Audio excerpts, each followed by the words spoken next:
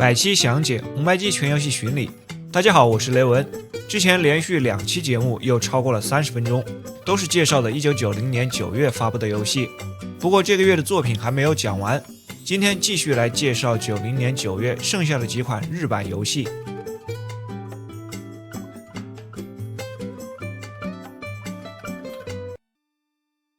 爆笑四天王由 Pack Invideo 开发和发行的一款桌面棋盘作品。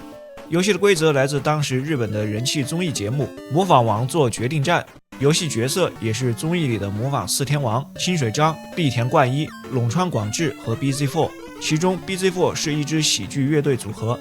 这个综艺节目的参赛者可以选择模仿歌手唱歌、搞笑或者讲低俗的笑话，嘉宾根据表演的表现进行评判。开始画面能将4个角色设置成玩家、电脑或者是不参与，接着是模式选项，包括了游戏速度、长短、是否开启破产和小游戏。四天王的几个角色分别代表了4种不同的颜色。游戏的玩法是在一个长方形的棋盘上扔骰子，然后走格子。但和传统大富翁类型有些区别的是，并没有金钱的设定，核心的内容是进行模仿表演，增加粉丝数量和提升模仿的等级。角色先扔2颗骰子，但不一定要按照点数走完，可以在投掷的点数范围内任意一格停下来。棋盘上的格子最主要的有2种，第一种叫明星之家，当角色来到和自己相同颜色的明星之家，通过模仿这个明星的表演，可以提升该房屋所模仿明星的情绪，就是画面右侧对应的笑脸。能够选择的这些模仿表演相当于自己拥有的技能。当角色来到和自己不同颜色的明星之家时，通过模仿表演降低该颜色代表角色的情绪，有机会剥夺对方的模仿技能，但前提是在该地区拥有更多的粉丝。增加粉丝的方法是来到棋盘上第2种主要的格子表演场地，在表演场地选择模仿技能进行表演，就能增加该剧场的粉丝数量。每使用1次模仿的技能，对应该技能的情绪笑脸会被消耗一些。完成这个回合的动作后，还有一个用骰子决定随机事件，2个骰子分别是 A 到 F 的字母和1到6的数字，对应了不同的事件，包括了粉丝数的变化、跳过1回合、禁止表演或者模仿大赛中内定胜负。如果随机到字母 C 开头的事件，对应了几个不同的迷你游戏。在这些游戏里，操控自己的角色和对手1v1的较量，都是很抽象的动作类型的操作。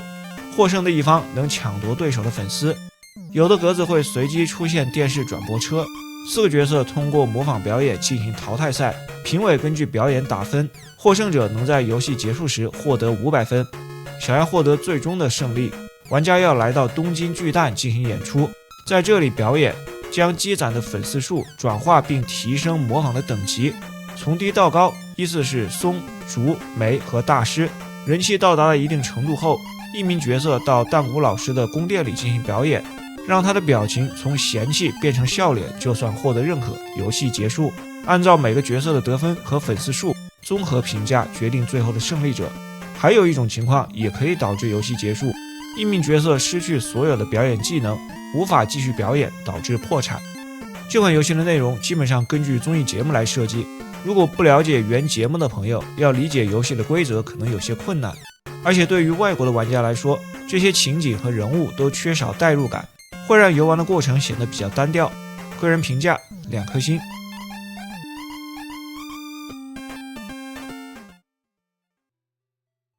哆啦 A 梦大僵尸的逆袭，这是 Epoch 发布的一款角色扮演作品，基于著名的动漫哆啦 A 梦改编。本作是红白机上的第2款哆啦 A 梦的游戏，第一款是哈德森1986年底推出的哆啦 A 梦，属于动作类，在第15期介绍过。而 Epoch 的这一作故事主要是基于80年代的4个剧场版《魔界大冒险》、《海底鬼岩城》、《龙骑士》和《日本人诞生》。游戏剧情是在几个剧场版的基础上原创的内容。曾穿越时空回到古代企图统治世界的罪犯吉加佐姆比，在哆啦 A 梦和朋友们的努力下被捕，但又从监狱逃脱了。他回到了过去，复活了曾经被击败的恶棍，再次密谋统治世界。得知此事之后，哆啦 A 梦和他的朋友试图乘坐时光机穿越到巨型僵尸的时代，敌人引发时间湍流攻击他们，将几个人分散开来。哆啦 A 梦的所有秘密道具也散落在了不同的时空当中，他独自一人被扔到了现代世界，被主角所救，于是他们一起踏上了冒险之旅。主角是原创的角色，可以自定义姓名和性别。经典的 RPG 形式在城镇和大地图探索，和普通的 NPC 对话，信息在画面的下方呈现，比较重要的对话会有单独的对话框，并显示角色的头像。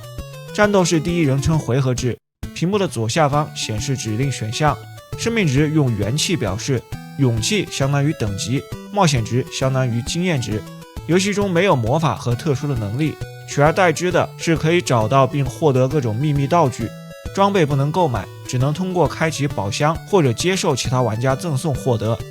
所有的道具和装备都存放在哆啦 A 梦的口袋里，最多存放128件。在物品交换中心购买或者要使用秘密道具的时候，得消耗铜锣烧。装备主要有武器、盔甲和饰品3种，秘密道具就多种多样了，都是原作当中出现过的经典物品，有一次性的消耗品，也有消耗铜锣烧能反复使用的，像是战斗用的冠军手套、空气炮、时间手表，旅行时使用的发光苔藓、任意门、竹蜻蜓、时间机器等等。游戏的流程分成4个章节，魔界篇、海底篇、地下篇和古代篇，分别对应了4个剧场版故事后续的原创内容。多拉美这个角色不会在队伍里出现，他是一个工具人，在城镇或者村庄召唤他，可以恢复生命、保存进度，并根据击败的敌人数量给予相应数量的铜锣烧。在魔界篇变成石像的大雄恢复了之后加入，和主角哆啦 A 梦3人固定在队伍当中，直到最后，剩下的第4名队伍成员随着剧情的推进而改变。4个剧场版里主要的角色对应到4个篇章里都有出现。这是哆啦 A 梦这个 IP 首次以 RPG 的游戏类型出现，本身的游戏素质中规中矩，原作中经典的秘密道具能很好的融合到游戏里，加上大量的原作角色登场，配合上场景的搭建以及音乐的烘托，很好的呈现了哆啦 A 梦的世界。个人评价3颗星。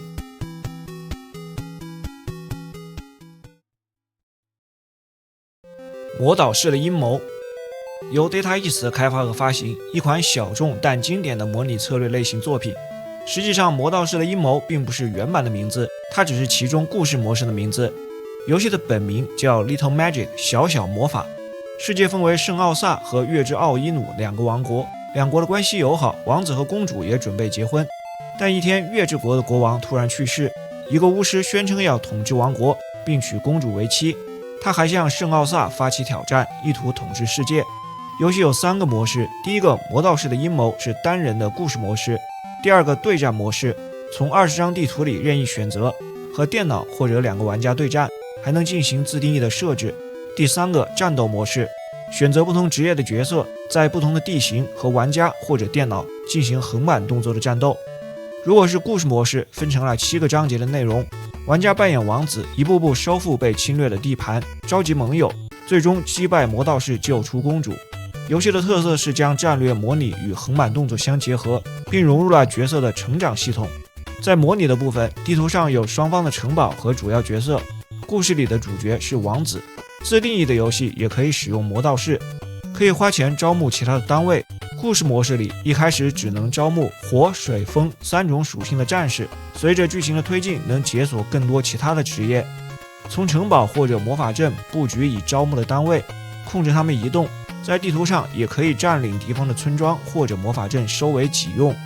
双方单位相邻时可以触发战斗，这时切换到横版动作的画面，场景和地图上该方格的地形对应。战斗可以选择自动或者手动控制，自己操作的时候，方向键控制角色，2个按键对应跳跃和攻击，也有下蹲攻击、跳跃攻击和下冲等动作。倒计时耗尽或者清空对方的血条，该回合的战斗结束。有的单位可以使用魔法，像是火、水、风3个战士能释放不同属性的精灵，精灵也可以参与战斗。也有魔法能对敌方的单位进行间接攻击，或者治疗我方的队友。单位可以通过击败敌人或者使用魔法获得经验值，积累经验值提升等级，从而提高攻击力和防御力。在地图上击败敌方城堡的主将获得胜利。故事模式里进入到下一关发生剧情，同时之前关卡里活下来的单位等级会保留。游戏里不同职业的单位都有鲜明的特色，王子或者魔道士是全能的单位，攻防俱佳，战斗时能发射强力的魔法球，还会使用各种间接魔法。火战士是标准的单位，各项能力均衡，水战士是强力缓慢的单位，风战士敏捷性高但攻击力弱，僧侣可以使用治疗魔法和冰冻魔法，巫师能使用攻击魔法和融冰魔法，还能召唤魔像。武术家跳跃力强，攻击速度快但护甲薄弱。其他的还有大南以及半鱼人和鸟人这种在特定地形上有优势的单位。这部作品对于很多的国内玩家来说应该都有美好的回忆。游戏把策略模拟和横版的动作很好的结合，即便不擅长策略游戏的玩家也能通过动作部分获得乐趣。不同职业的单位特点鲜明，角色形象的绘制也很不错。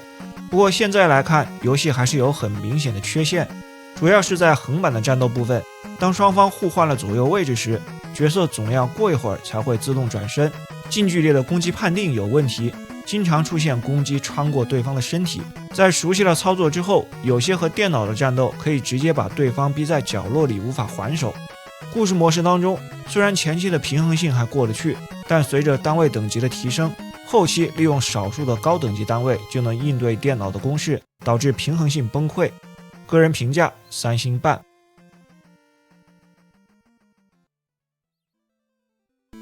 维新之风，光荣出品。这个时期光荣的红白机卡带售价已经稳定在11800日元。这款游戏是从 PC98 上移植过来的，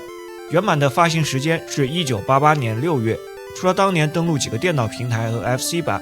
在1997年推出了 PS 和 SS 的重制版，后来在 Windows 平台和 NDS 上推出了续作。这款游戏不再是信长野望和三国志系列那样传统的策略模拟，而是光荣独创的 Recreation Game 系列第一部作品。这个系列的特点是融合了模拟和角色扮演元素，后来的大航海和泰格都属于这个系列的范畴。从发展的层面来说，本作为后续的2个经典系列打下了基础，因此极具开创性。游戏里玩家要扮演江户时代末期的真实历史人物，目标是在日本全国范围内实现政治理念的统一，并完成他们自己思想版本的明治维新。 FC 版开始有2个剧本可选，分别是1858年和1863年，接着要在尊王、公义和佐木3种国体思想当中选择一项，每种理念都有几个可选的代表人物，像是尊王思想的代表有西乡隆盛和桂小五郎，公义的代表有坂本龙马等等。所有的操作都是通过选定的人物，使用画面下方的移动、攻击、说服、情报等指令选项来完成。只要角色还有体力，每天最多可以执行4次指令，对应早晨、中午、傍晚和夜晚。地图非常大，将整个日本划分为若干的区域，然后再进一步划分成不同的地区。各个地区内又有城、住宅、商店、旅馆、医馆、妓院等多个不同的场所，地区之间可以花钱进行长途旅行。地图上还会显示地标和著名的景点。游戏内的目标是要在1876年底，通过劝说或者是武力，将17个强大藩国的理念统一到与主角相同的思想上。这17个藩国开始都有自己支持的理念，可以在情报里查看。3种思想实现最终目标的手段稍有区别。尊王和公义这2派还能通过击败江户城第一部队，以武力推翻幕府。藩国的理念取决于藩主所属的主要家臣和高级官员。游戏的核心是基于一套说服系统，游走于各地，要根据对方的情况选择最有效的方法，积累精神值，在有限的时间内说服对方。说服的有效性取决于玩家角色拥有的金钱和几项属性，包括武力、学识、盟友数量、社会地位以及个人魅力。当然，除了说服也有战斗，不想和你聊的人就用剑道来解决，也有可能发生小规模的战争冲突。这2个系统都比较简单。地图上有一些特殊的场所，像是可以到矿山挖矿，某些寺院可以买彩票，以及在某些特定的场所触发一些特殊的事件。此外，角色的能力值也能在特定的场所锻炼提升，像是在道场学习剑道、学问所学习知识，以及其他增加同伴的数量等等。对于 FC 的游戏来说，内容相当的庞大，几分钟的时间无法全面了解，很多的系统框架都延续到后来的泰格系列。不过初次尝试这套系统还需要更多的打磨，感觉用理念统一的这种玩法在游戏性上还有所欠缺。FC 版比原版少了一个剧本，地图也做了简化。个人评价3颗星。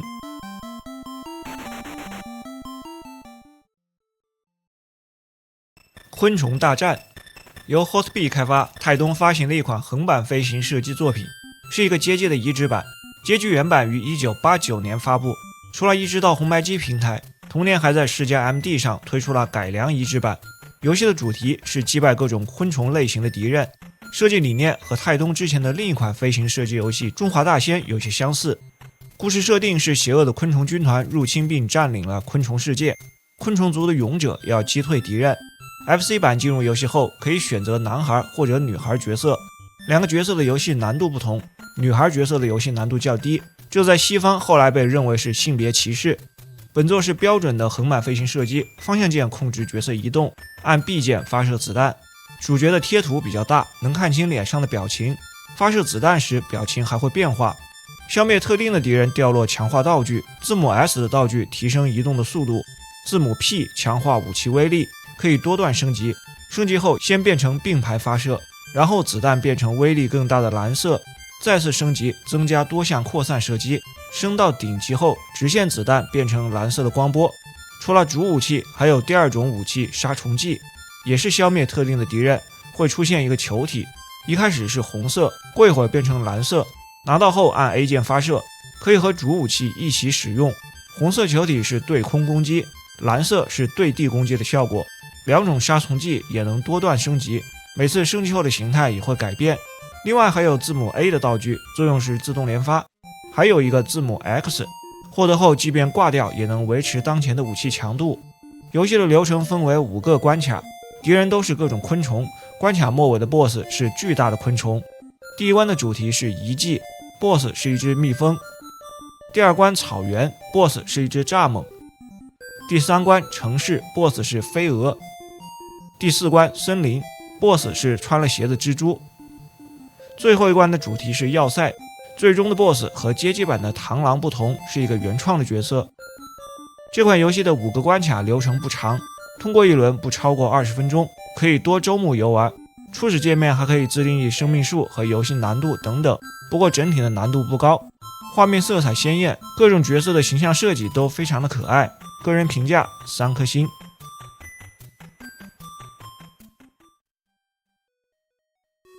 南北战争，一款融合了动作元素的策略模拟游戏，从电脑端移植而来。原版游戏是由法国公司 Infogrames 1989年开发发行的。游戏的内容改编自上世纪70年代比利时的漫画《蓝色制服》，该漫画以美国内战为题材，移植到红白机上由 Camco 代理。游戏的目标是使用南军或者北军赢得南北内战，统一美国。开始有一个设置的界面，选择控制哪一方，可以对战不同难度级别的电脑或者双人对战，自定义是否开启原住民、暴风雨和援军，还可以选择不同的年份，从1861年到1864年，4个年份对应的势力分布不同。开始游戏后出现一个简陋的美国地图，划分成多个州和领地，南北两方控制的地盘用不同的旗帜表示，双方各有几支部队，像棋盘类型一样操作这些部队，在地图上相邻的区域之间移动。部队来到普通的土地可以直接占领，当双方的部队接触后进入战斗界面。战场根据地形分成草原、河流和山地，双方的部队都是6个步兵、3个骑兵和1个大炮，用动作游戏的方式操纵部队，但一次只能控制1个兵种，按 B 键切换部队控制， A 键攻击。大炮可以蓄力发射炮弹，射程远但间隔的时间长，骑兵只能冲锋砍杀，不能后退，步兵能近距离射击，操控的方向相对灵活。获得胜利就能将这支敌方部队从地图上清除，也可以将我方的几支部队进行合并。获得新部队的方式有2种，如果在设置里开启了增援，控制北卡罗来纳州的一方将定期获得来自海上的增援部队。第二种方式是占领有铁路和火车的土地，火车经过时能获得收入，积累一定的收入就有新增部队。另外，如果开启了原住民，有可能随机摧毁附近的军队。暴风雨如果停留在部队的位置，该回合这个部队就无法移动。当我方的部队进攻到有铁路的州，这个区域有一座堡垒保护，这时进入横版动作类型的堡垒之战，控制一名士兵移动和跳跃。攻击的手段有2种，一种是投掷有限数量的匕首，如果匕首用完就只能用拳头攻击，要在有限的时间内到达终点并插上我方的旗帜。如果有部队处在对方地盘的火车运输线路上，也会触发横版的战斗。玩法和前面的相同，只是目标变成了来到最右边获得火车的控制权，从而得到一笔资金。这款游戏在红白机上显得很特别，美国内战作为题材的游戏并不常见，而且还是改编自漫画，有不少幽默和戏仿的元素。战场上部队的控制方式也很新颖，不过战场的战斗和横版动作的部分做的都很粗糙，大地图上的战略内容也很简单，没有什么深度，整体素质并不高，个人评价2星半。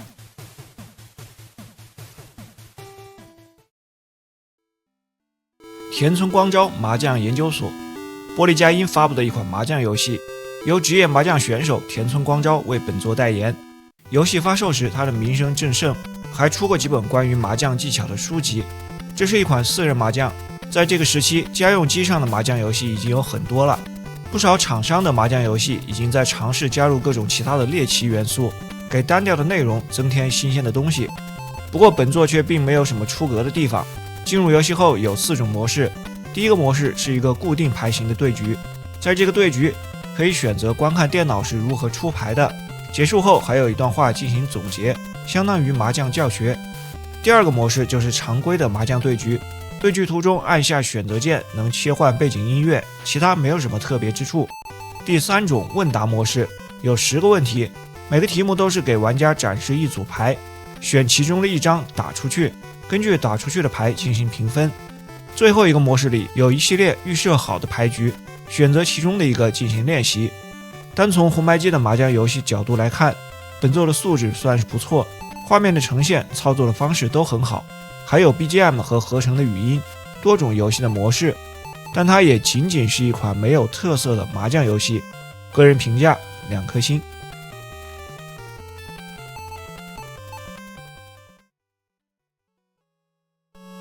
洛克人3威力博士的末日，卡普空经典的横版动作游戏洛克人系列的第3作，前2作的发行时间分别是87年12月和88年12月，分别在第30和46期节目里介绍过。这一作没有安排在圣诞档期发布。在本作的开发过程中，前2作的制作人北村绫离开了卡普空，于是这一作挂上了藤原德郎的名字，但实际负责的是之前的美术担当道传进二，他也是后续该系列的主要开发者。本作的故事发生在洛克人2之后，疯狂的科学家威利博士2次征服世界的计划失败，声称自己已经改邪归正了，并开始与莱特博士合作开发用于和平的机器人。在一个未知星球上工作的机器人突然发动叛乱，洛克人从莱特博士那里得到了消息，带着他心爱的狗狗拉什再次踏上了战斗之路。本作在系统玩法上继承了之前全部的精华内容，包括击败8个自选关卡里的 BOSS， 获得该 BOSS 的特殊能力，变身后消耗能量使用特殊能力。在此基础上也加入了几个重要的新要素，在人物动作上加入了滑铲，按住方向键下加 A 键使用滑铲，能够通过低矮的通道并提升移动的速度，让操作变得更加丝滑。在2代3个辅助能力的设计思路上延续并有改进，支援机甲狗狗拉什登场，他承担了3项辅助能力，分别是弹簧狗架起一个弹簧让洛克人跳到更高的地方，潜艇狗变为一艘小型的潜艇，可以在水下自由移动，但无法在水面召唤。喷气狗站在上面使用方向键自由飞行，也可以利用它通过一些复杂的场景。3种辅助能力都要消耗能量，后2种在通过特定的关卡后获得。在洛克人系列后续的作品里，拉什作为辅助的角色这个设计被固定了下来。另一个重要的角色布鲁斯也是在这一作首次亮相，在真实身份未被揭晓之前，他以 Breakman 的名字出现，在前面的几个关卡里会突然的冒出来，和洛克人战斗并给予指引。到威利博士的城堡之前，也有一个和他单独对战的关卡。这座的关卡数量又有增加，前8个自选关卡的机器人大师分别是磁铁人、硬人、陀螺人、蛇人、暗影人、火花人、双子人和针刺人。完成8个关卡获得全部的能力后，又会开启4个自选关卡。这4个关卡每关都要面对2个骸骨型机器人 BOSS， 总共又是8个 BOSS。 他们复制了洛克人2代里机器人大师的能力。在完成了和布鲁斯对战的剧情后，进入威利博士的城堡，城堡又有6个关卡，包含了几个机械 BOSS， 升级后的黄魔鬼，洛克人的复制体。在经过经典的 BOSS Rush 之后，最终面对总有新花样的威利博士。这一作的全球销量和前作一样，也突破了100万份，算是商业表现很突出的。游戏虽然在大的框架上没有改变，但新加入的滑铲、机械狗和布鲁斯，这些都在后续的作品中得到了延续和发展，成为系列的重要标签。操作的手感在2代的基础上有些微调优化，加上游戏本身各方面扎实的素质，使得它依然能够保持相当优秀的水准。不过为了进一步突破机能的极限，拖慢和闪烁的现象比前2作更加的频繁。我个人还是相当喜欢这一作的，游戏评价4星半。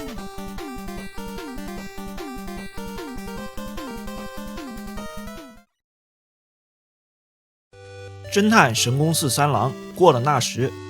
Data East 旗下的侦探冒险系列，神宫寺三郎的第4部作品。上一作是在88年底和89年初发布在磁碟机上的《神宫寺三郎危险的2人组》前后篇。本作是红白机上最后一部作品。此后，这个系列停止了开发，直到1996年才在 PS 和土星上以全新的姿态推出续作。本作的故事开始于一个夏日，神宫寺在新宿中央公园散步的时候，一只狗吸引了他的目光。 这让他突然想起了1年前的事，他的朋友熊野警官此时正好路过，逐渐揭开了这件交织着复杂的人际关系的往事。侦探冒险类的游戏和神宫寺这个系列发展到了这个时期，基础的系统基本已经定型了，画面布局还是典型的3段式，左边显示指令选项，右侧显示场景画面，底部显示对话和信息。本作因为采用了回忆的形式，游戏会在当前和过去频繁的切换。 处在当前时间，画面呈现为正常的彩色；回忆过去的场景时，画面变成棕褐色调。在回忆的片段里，也可以像正常情况那样使用指令进行操作。随着故事的推进，玩家还会控制2个角色，分别从神宫寺和杨子的视角面对2个不同的事件。该系列经典的抽烟指令在这里依然延续，同时新增加了一项，向初次见面的人递上名片也至关重要。 不自我介绍往往会被人忽视，像是在初期进入黑帮明智组的办公室，如果不给名片直接闯入，会在门口被黑帮的成员痛揍一顿。在故事剧情方面，这座没有了谋杀事件，只是细致的描绘微妙的人际关系，以及每个角色的情感和心理，采用现代人物讲述过去事件的叙事手法。在等到故事的高潮部分，将2个看似毫不相干的事件汇聚成一个真相。 巧妙地将不同视角和事件融合到了一个完整的故事框架当中，成功地确立了神宫寺系列加额外元素的独特风格。在画面水准和音乐方面，本作依然发挥稳定，舒缓的背景音乐与氛围相得益彰。缺少了重大案件的曲折故事，可能会让部分玩家失去兴趣，但从其他的细节上开辟内容，也是这类游戏另一种发展路径。这一作也被后续的主机平台收录到了合集里，还推出过重制版。 也有中文的版本，更适合现在来体验。个人评价3颗星。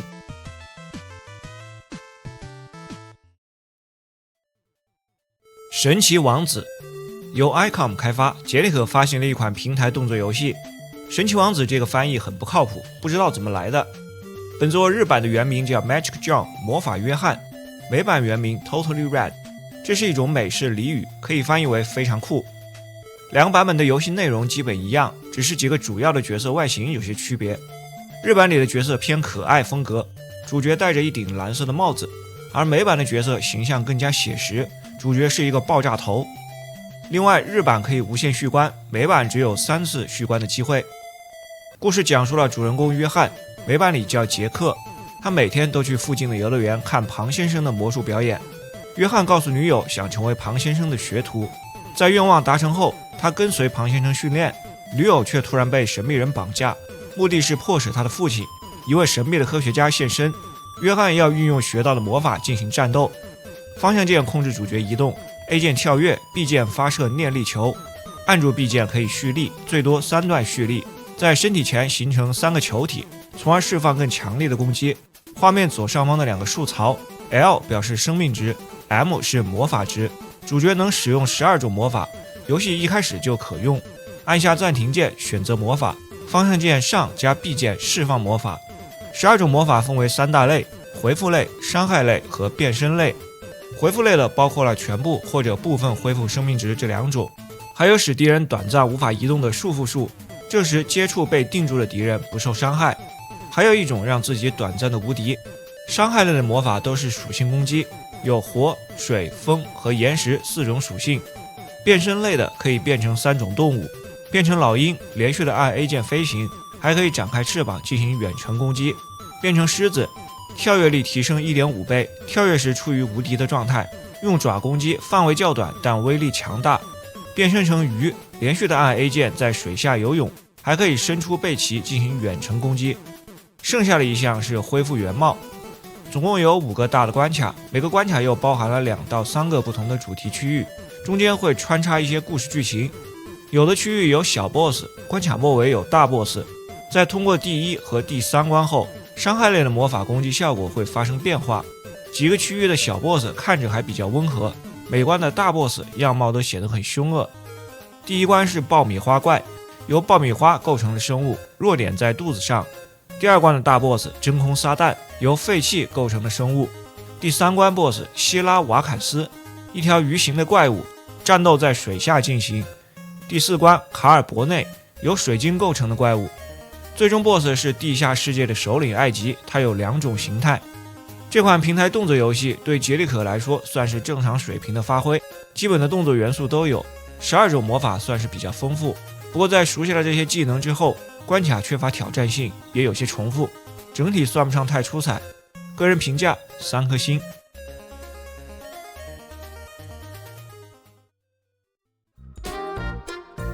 好了，以上就是本期的全部内容。如果你喜欢这个系列，还请多多支持，点赞、投币、订阅、关注。咱们下期再见。